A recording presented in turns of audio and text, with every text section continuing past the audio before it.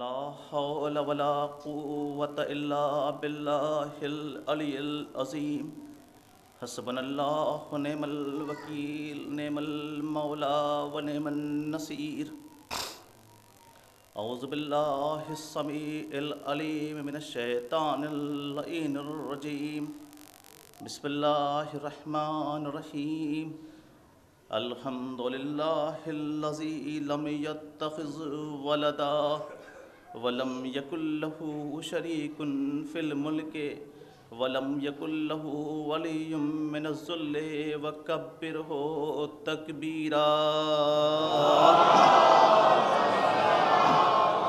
والصلاة والسلام والتحية والإكرام على الرسول النبي الأمي الذي أرسله بالحق بشيرا ونذيرا وداعيا إلى الله بإذنه سراجا ومنيرا سيدنا وشفيع المذنبين ومولانا أبي القاسم محمد وآله وأهل بيته الطيبين الطاهرين المعصومين المظلومين الذين أذهب الله عنهم الرجس وطهرهم تطهيرا ولعنة الله على غاصب حقوقهم ومنكر فضائلهم وقاتليهم وأعدائهم أجمعين أما بعد فقد قال الله الحكيم في القرآن الكريم بسم الله الرحمن الرحيم تراهم ركعا سجدا يبتغون فضلا من الله ورضوانا صلوات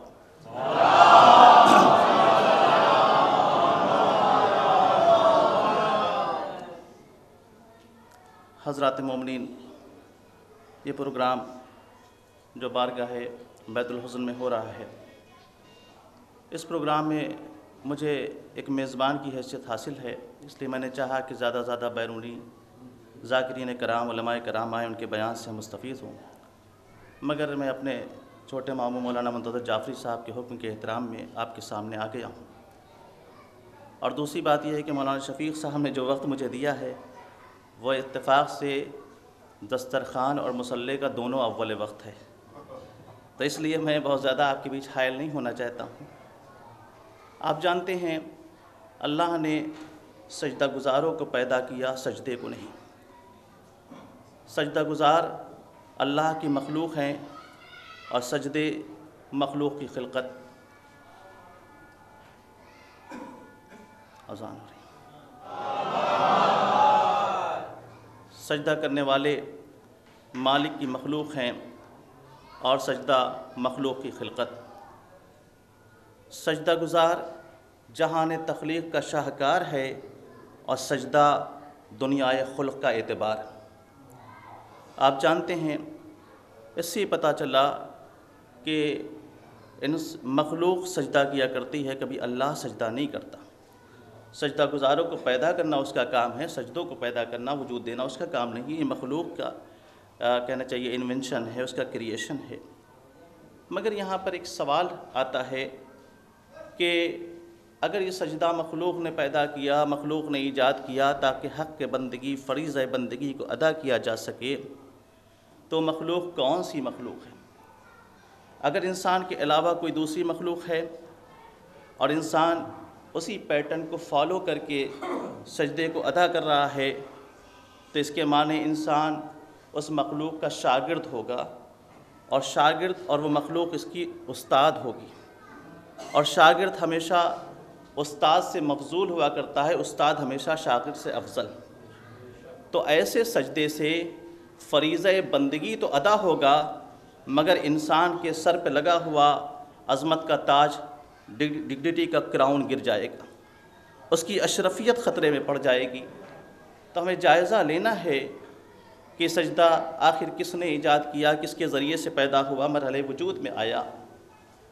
جب اس سوال کو لے کر کے ہم چلے اور ہم نے تحقیق کا سفر شروع کیا، صلوات پڑھیں آپ حضرات۔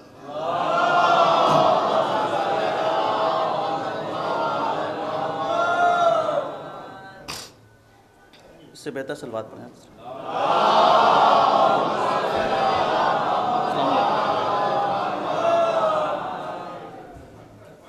جب اس سوال کو لے کر کے ہم چلے اور ہم نے چل کے جائزہ لینا شروع کیا تو ہمیں یہ ملا کہ اللہ نے اپنے نور سے ایک نور کو پیدا کیا۔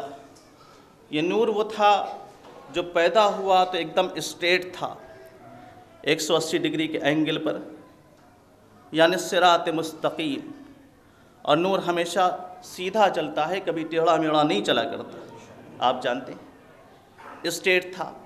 اس کے بعد پھر یہی نور وہ تھا جو کرو ہو گیا، پھر یہی نور تھا جو جا کے بینڈ ہو گیا۔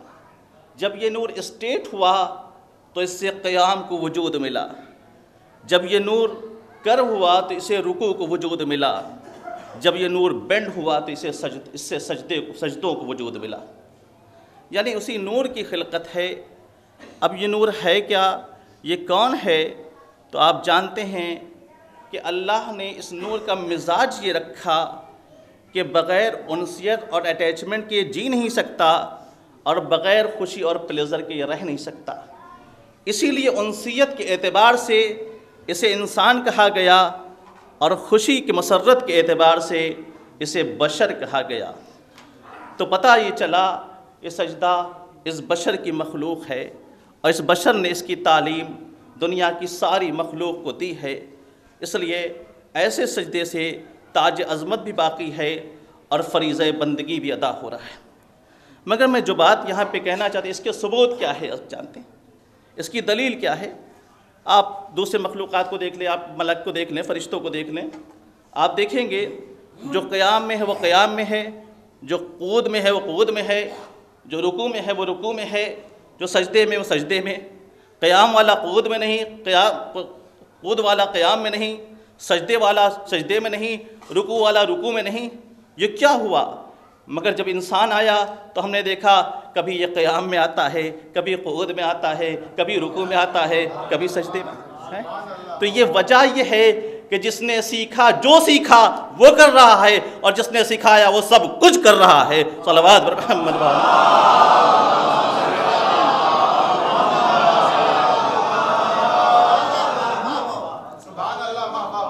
اب اس سے بات آگے چلنے کے بعد اللہ نے کہا نور کے مخلوق کو ہم نے پیدا کیا، تم نے دیکھا وہ۔ اب ایک خاک سے بھی ایک انسان اٹھاتے ہیں اسی سے، اور اس کے سامنے بھی اس کی عظمت کا اعلان کرنے کے لیے ملائکہ کو سجدہ تعظیمی کا حکم ہے۔ پورا واقعہ نہیں پڑھنا، اتنا کہنا ہے، مگر اٹھا کے اسی خاک سے ایک انسان کو بتایا کہ جب ابن تراب اتنا محترم ہے تو ابو تراب کا مقام کیا؟ سمجھا؟ تو پھر یہ ساری چیزوں کو لے کے جب آپ چلیں، سارے ڈیٹاز کو، سارے آنکڑوں کو لے کر کے، تو یہ نور پیکر بشر میں جب آیا تو آنے کے بعد ہم نے دیکھا تاکہ یہ سبب استفادہ بن سکے، باعث حادثہ نہ ہو، کہ نور اسی وقت فائدہ مند ہوتا ہے جب وہ پردے میں ہو، حجاب میں ہو۔ یہ نور آ رہا ہے، نیکڈ وائر پہ آئے، آپ کی انگلی لگ جائے گی، حادثہ ہوگا، بلب نہیں جلے گا، چراغ زندگی بجھ جائے گا۔ سمجھے آپ؟ تو وہ ایک الگ موضوع ہے، مگر میں اتنا کہنا چاہتا ہوں کہ یہ نور تھا جو پیکر بشر میں جب ظاہر ہوا تو اس شان سے ظاہر ہوا کہ ایک بار اس نے اپنے سفر کمال کو شروع کیا، تو یہاں تک کہ بلندی میں تھا، بلندی ابھی اس کے خاک پاک پر تلاشی کر رہی تھی، بلندی سے آگے ارتقاء میں تھا، ترقی ابھی نالین مبارک کے بوسے لینا ہی چاہ رہی تھی کہ اس سے آگے کامیابی میں تھا، کامیابی ابھی سرمے چشم اس کے نالین مبارک کی خاک کو بنا نہیں چاہ رہی تھی کہ اس سے آگے یہ کامرانی میں تھا، کامرانی ابھی بوسہ لینے کے لیے آگے بڑھی تھی کہ منزل کمال میں آ گیا، اور اس نقطے پر، اس پوائنٹ پہ آ گیا کہ جس کے آگے صرف اللہ کی ذات ہے اور نیچے ساری کائنات ہے۔ آپ جانتے ہیں اگر اوپر جائے جا نہیں سکتا اللہ کی ذات، نیچے آ نہیں سکتا ساری کائنات، اوپر جائے تو بوال، نیچے آئے تو زوال، اور جہاں پہ ہے وہیں پہ رہے تو کمال۔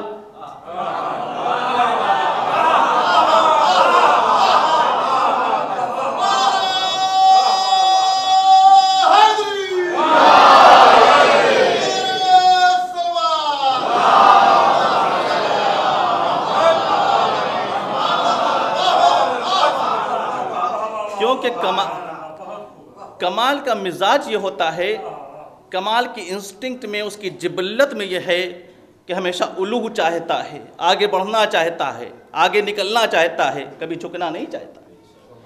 وہ کمال نہیں جو زوال پذیر ہو جائیں، وہ کمال ہے جہاں کبھی زوال نہیں ہو سکتا، سمجھے آپ؟ کیونکہ اللہ نے تطہیرہ کے سپاہی کو بٹھا کر رزق کے ہر اس کو روک دیا ہے، سمجھے آپ؟ خیر بہرحال وہ ایک الگ موضوع ہے۔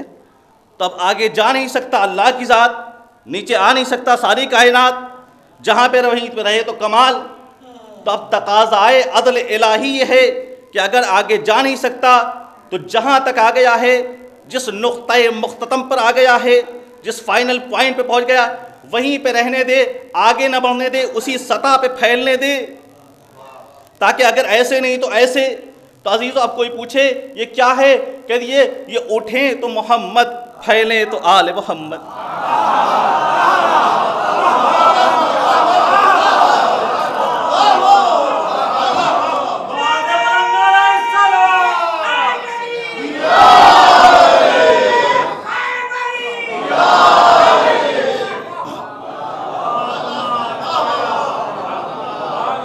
بہت بڑے سوال کا بہت چھوٹا جواب، مختصر، دوسروں کو مطمئن۔ کوئی پوچھے یہ کون ہیں، محمد و آل محمد کون ہیں، کہہ دیجئے گا ورٹیکل پرفیکشن کو مصطفیٰ کہتے ہیں، ہاریزنٹل پرفیکشن کو آل مصطفیٰ کہتے ہیں۔ ان کے اٹھنے اور پھیلنے سے جو پلس بنتا ہے، اس سے جو پلس ہوا وہ ہمیشہ پلس برابر میں پلس ہی ہوتا ہے، اور پلس میں مائنس ہوا تو برابر میں مائنس ہی ہوتا ہے۔ دوسرے مسلمانوں میں ہمارے عقیدے میں یہی فرق ہے، انہوں نے پلس کے بغیر میں مائنس رکھا، برابر میں مائنس مائنس، ہم نے پلس کے بغیر میں پلس، معصوم کے بعد معصوم، معصوم کے بعد معصوم، معصوم کے بعد معصوم، برابر بس۔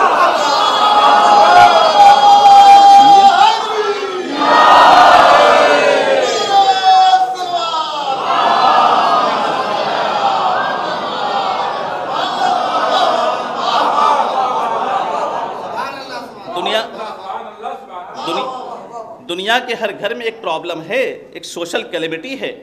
ہر باپ فکر مند ہے میرا بچہ مجھ سے آگے جائے، مگر آپ کو ملے گا جنریشن گیپس ملیں گے۔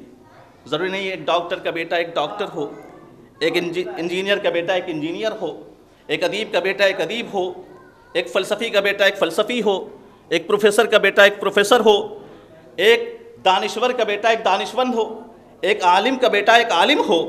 ہر باپ فکر مند ہے، کہیں باپ عالم ہے تو بیٹا جاہل، کہیں بیٹا عالم ہے تو باپ جاہل، یہ سارا سفر چلا رہا ہے صبح قیامت سے، سمجھے آپ ہیں؟ مگر عزیزو ہم نے اگر کس پوری دنیا میں ایک ہی گھرانہ ایسا دیکھا کہ جہاں ایک ایسا کمال ملا کہ جہاں ہم کو کوئی جنریشن گیپ نہیں ملا۔ وہ کیوں؟ انہیں دو چیز دی، موت بھی دی اور زندگی بھی دی۔ موت اس لیے دی کہ منصب رسالت کو سرحد خاتمیت پہ روک دے، زندگی اس لیے دی کہ ذات محمد کو حیات محمد کے نیٹ ورک پہ بڑھا کے صبح قیامت کی طرف بھیج دے۔ یہی وجہ ہے ان کے بعد کوئی رسول بن کے نہیں آیا، مگر رسول کے بعد جو بھی آیا وہ محمد کے بعد محمد، محمد کے بعد محمد، محمد کے بعد محمد، محمد کے بعد محمد، محمد کے بعد محمد، معصوم کے بعد معصوم، معصوم کے بعد معصوم، معصوم کے بعد معصوم، معصوم کے بعد معصوم، امام کے بعد امام، امام کے بعد امام، امام کے بعد امام۔ شان اس گھرانے کی ہے، اس گھر کا باپ وہ ہے جو آخری رسول بنا، اس گھر کا بیٹا وہ جو آخری امام بنا۔ اس گھر کی شان یہ ہے، اس گھر کا باپ وہ ہے جو پہلا امام بنا، اس گھر کی شان یہ ہے جو بیٹا ہے وہ آخری امام بنا۔ اس گھر کی شان یہ ہے کہ پہلے امام باپ کا ظہور، باپ کی ولادت کعبے میں، بیٹے کا ظہور کعبے سے۔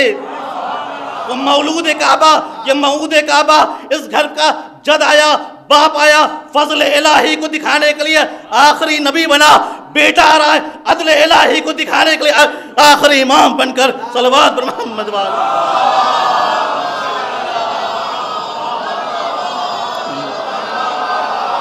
تو یہ ساری چیزیں پائی جاتی ہیں، یہ سب چیزیں آپ محسوس کریں۔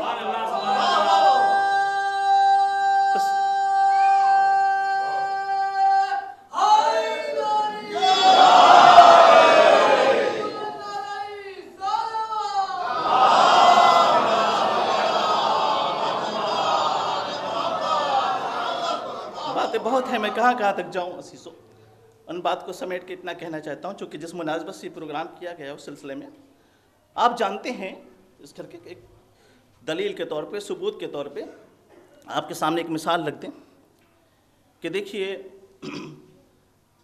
کہ یہ ایسا گھر اور گھرانہ ہے جس کی کہیں مثال نہیں مل سکتی. یہ عقیدت کی زبان نہیں، یہ حقیقت کی بیان ہے. سمجھے آپ؟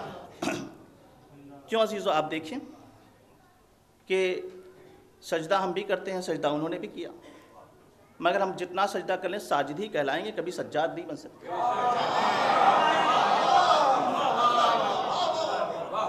نام رکھ لینا اور ہوتا ہے. سمجھے؟ وہ کیسے آپ جانتے ہیں؟ کیونکہ وقت زیادہ نہیں کہ میں زیادہ آپ کو روکوں. آپ جانتے ہیں ایک انسان کو مسلمان بننے کے لیے کم سے کم کتنے سجدوں کا ریکوائرمنٹ ہے؟ کم سے کم 34 سجدے روزانہ اسے چاہیے. صاحب ایمان بننے کے لیے کتنے سجدے چاہیے؟ کم سے کم 102 سجدوں کا ریکوائرمنٹ ہے. حدیثیں ہیں، روایتیں ہیں، آپ جانتے ہیں، اس سے آپ کریں. اسی کا ایکسٹریکشن جو آپ کے سامنے میں پیش کر رہا ہوں کہ ایک مسلمان بننے کے لیے کم سے کم 34 سجدے ضروری ہیں ڈیلی، اور صاحب ایمان بننے کے لیے، مومن بننے کے لیے 102 سجدے کم سے. آپ جانتے ہیں کیونکہ ہمارے 11ویں امام میں حسن عسکری السلام کی حدیث ہے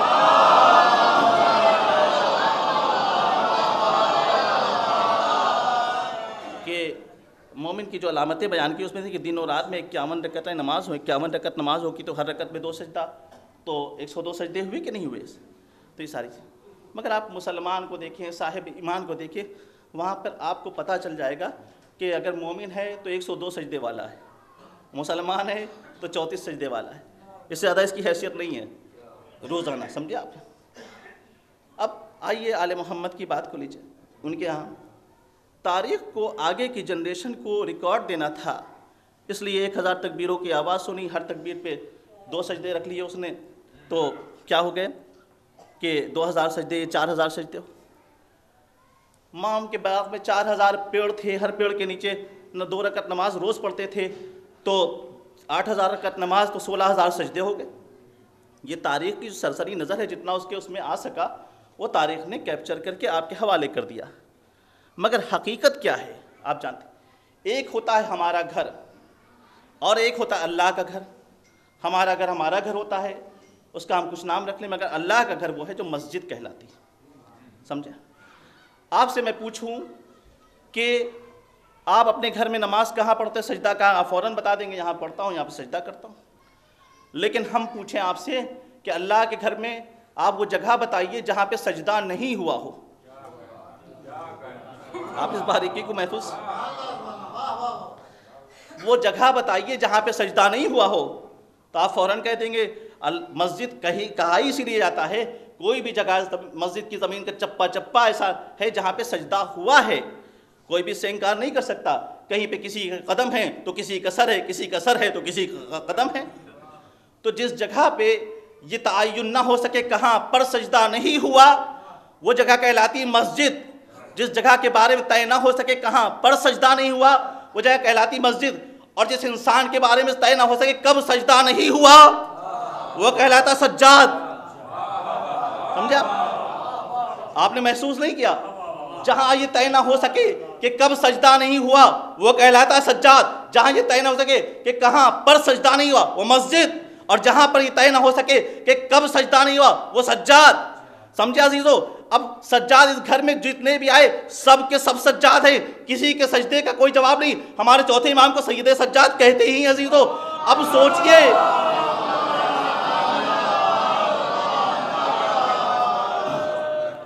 اب سوچئے ایسے سجاد جہاں پہ موجود ہوں ان کے بیچ کوئی شخصیت زہرا بن کے اٹھے، زہرا بن کے اٹھے. جب ایسی مرکزیت ہوتی ہے تو مشیت وجد میں آ کے کہتی ہے ہم فاطمہ تو ابوہا و بالوہا و بنوہا.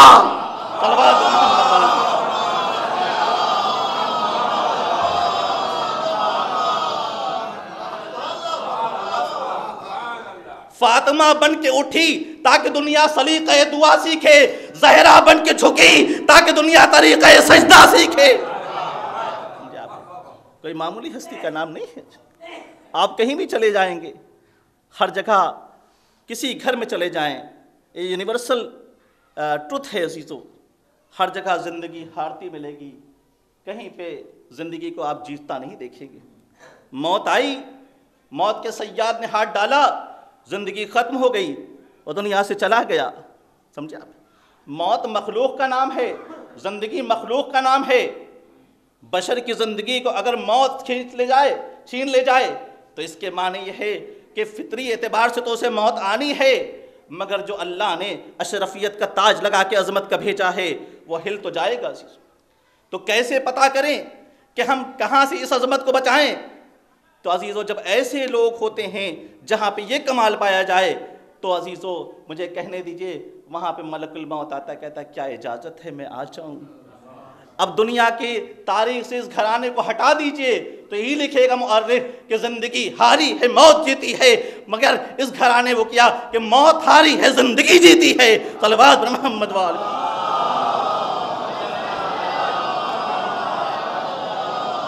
اس بات کی تلخیص کر کے آپ جانتے ہیں کسی معمولی ہستی کا نام فاطمہ زہرا نہیں ہے. امام وہ ہوتا ہے کہ ہماری فائل پر اگر امام اپنا آٹوگراف نہ دے تو کنسیڈر نہیں کی جائے گی. امام ایک اتھارٹی کا نام ہوتا ہے. امام کی دستخط ہمارے اعمال نامے پہ نہیں ہوں تو اللہ کے یہاں اس کی کوئی حیثیت نہیں ہے. مگر اللہ رے مقام فاطمہ الزہرا کہ خود امام حسن عسکری اسلام، امام زمانہ علیہ السلام دونوں فرماتے ہیں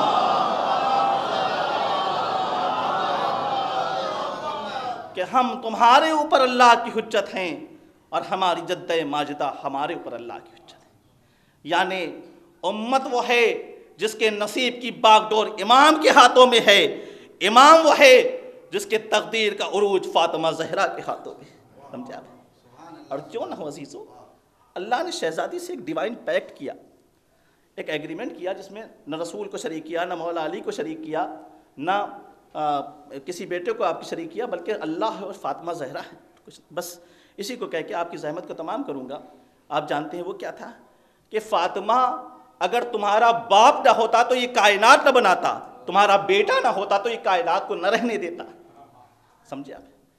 اس لیے اب کہنے کو اب یہ کوئی نہ کہے کہ ہم ان کی سلامتی کا صدقہ کیوں نکالیں، ان کی سلامتی کا حج کیوں کریں، ان کی سلامتی کا نماز کیوں پڑھیں، ان کی سلامتی کے لیے کسی غریب کی مدد کیوں کریں، ان کی سلامتی کے لیے عمر خیر کو کیوں انجام دے. عزیزو انہیں ضرورت نہیں ہے کہ ہمارے صدقے کی، اپنی ان کی سلامتی کے لیے نماز کی، روزے کسی ضرورت ہمیں ہے کہ زہرا کا لال سلامت رہے تاکہ ہم سلامت رہیں. اس کرانے کے عزیزو ایسی بڑی ہستی کا نام فاطمہ الزہرا سلام اللہ علیہ کہ آپ جانتے ہیں کہ جتنے بھی سیمینارز کیے جائیں، جتنے بھی کانفرنسز ہوں، مجالس اعزاء ہوں، جو بھی آپ کر لیں عزیزو، اگر اہل بیت اطہار کی تاریخ لکھی جائے گی اس میں سب سے بڑا نام جو مرکزیت کا حامل بن کے آئے گا وہی وہ ہوگا جو عصمت کی تنویر کے ساتھ قرآن میں آئے گا تو کوثر کہلائے گا، اہل بیت کی تصویر میں آئے گا تو فاطمہ الزہرا بن جائے گا. مگر افسوس کہ جس در پہ آ کے رسول سلام کیا کرتے تھے وہیں پہ لکڑیوں کا انبار لا کے لگا دیا گیا، گھر کو جلا دیا گیا، دروازے کو گرا دیا گیا، اتنا ستایا گیا کہ جو بی بی بیت الحزن میں بیٹھ کے اپنے باپ کو روتی تھی اسے چین سے رہنے بھی نہ دیا گیا. آپ جانتے ہیں کہ ایک بار بات یہاں تک پہنچی کہ بی بی در اور دیوار کے بیچ میں آ گئی اور کہا اسماء دوڑو، اسماء آئی، کہا اسماء میرے بچے محسن کو شہید کر دیا گیا.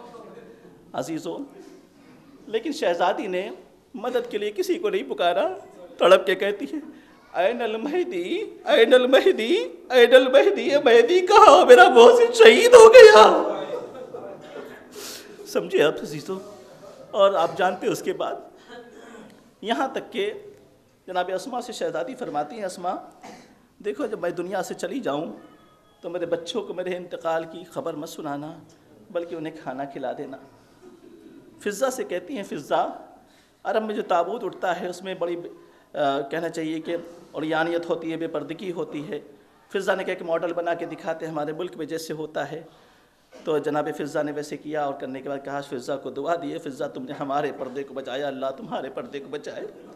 تابوت کو ایسے ہی میرا تابوت بنانا. روایت کہتی امام حسن امام حسین اسلام آئے، جناب اسماء نے شہزادی نے جیسے کہا تھا اور اسماء جب تک تسبیح و تحلیل کی آواز آتی رہے سمجھنا فاطمہ دنیا میں موجود ہے. سمجھے مگر جب آواز بند ہوئی تو جناب اسما آئیں، آنے کے بعد سینے پہ ہاتھ رکھا، کہا انا للہ و انا الیہ راجعون۔ تھوڑی دیر میں بچے آئے، آنے کے بعد اسما نے دسترخوان لگا دیا، بچے دسترخوان کے اوپر بیٹھ گئے اور بچوں نے ایک بار اسما کو دیکھا، اسما مادر گرامی کہاں ہے؟ بس اسما کی آنکھوں سے آنسو جاری ہو گیا۔ بچے سمجھ گئے، سر سے امامہ اتارا، مسجد میں دوڑتے ہوئے بابا کے بعد بابا، نانا کے بعد اماں سے بھی ہم جدا ہو گئے۔ بس عزیزو، یہاں تک کہ امیر المومنین تشریف لاتے ہیں بہت اختصار کے ساتھ کہ علی نے غسل دینا شروع کیا کہ ایک بار علی کی آواز گونجی، سلمان پریشان، آخر وجہ کیا ہے؟ کیا مولا آئے تو پوچھوں؟ جب باہر آئے کہا ہے سلمان پوری زندگی گزر گئی مگر بنت رسول نے انہیں بتایا کہ پسلیاں ٹوٹ چکی ہے، اور ٹوٹی ہوئی پسلیاں پہ جنازہ تیار ہوا، مولا نے سب کو بلایا، جناب زینب کو لے کے آگے بڑھے، بیٹا زینب ماں سے رخصت ہو لو۔ ام کلثوم کے سر پہ دست شفقت پھیرا، بیٹا ام کلثوم ماں سے رخصت ہو لو۔ امام حسن کو لے کے آگے بڑھے، امام حسن نے بھی آخری سلام کیا، مگر ایک بار علی کی نظر گھومی تو ننھا سا شہزادہ حسین نظر نہ آیا۔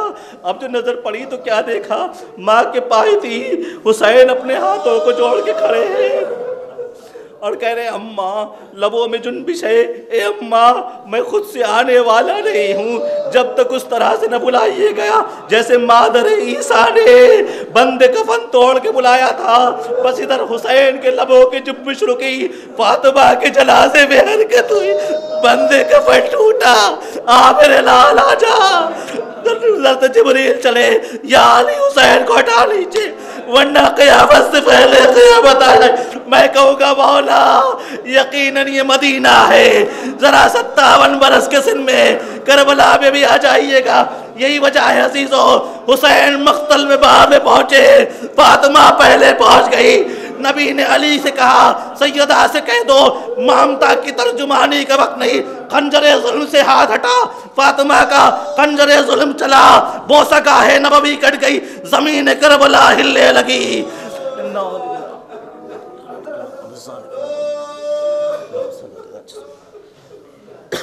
الہی بحق الزہرہ ابیہا وبارکہ وسیعلم الذین ظلموا۔